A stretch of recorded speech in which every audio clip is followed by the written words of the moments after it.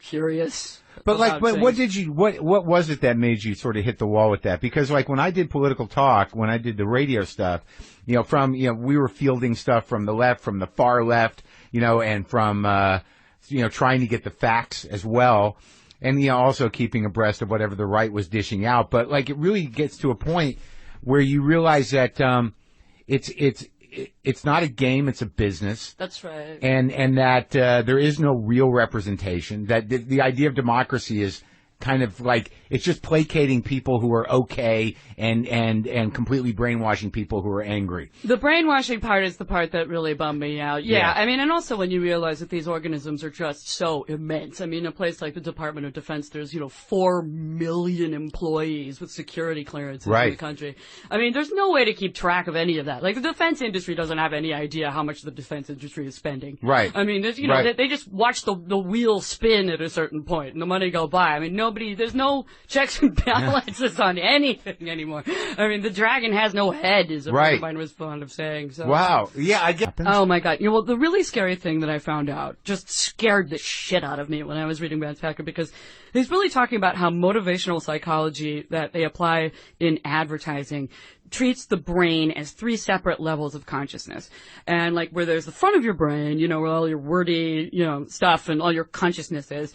And this is where you think you are. This is where you think you are, and this is like your superego. And this is where your motivations, you know what they are, and you're willing to admit what they are. Yeah. And then there's a second level of motivation where you might sort of know what you want and why you're doing what you're doing, but you might not be willing to admit it to other people because it might sound like you're a little bit selfish or, gruesome in some way. You might feel like you have some ugly reasons for doing what you're doing.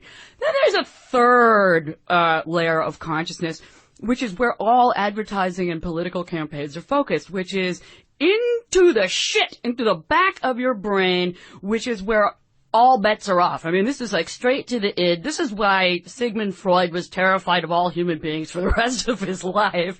I mean, like, this is where your motivations are so murky, you don't know what they are, and even if you did, you'd be so horrified by them, you would never admit them to yourself. Right. So that is where all the fun happens in terms of brainwashing. And that's what they're trying to mine. That's like, we can guide that force. They know that so well, and they knew it in the 50s. They knew it in 1957. And they just pull it through the other two and make you buy the thing. Oh my God, the things that they can implant into your brain now, I mean, it's beyond comprehension, really. I mean, it's like they have your number, they dial it repeatedly. They've Manchurian candidated everybody to a certain extent. I mean, to a large extent, to a huge extent. I don't think that anybody who grew up in America in the last 20 years has any idea how to live a human life, really.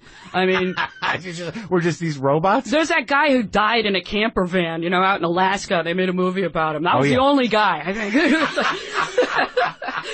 Into the wild. Yeah, exactly. I mean, and he fucked up with a plant. Yeah, the mushroom killed him. He didn't even have to die, that guy. It was dignity, though. There was dignity in letting the mushroom kill him and not, Iraq. Yeah.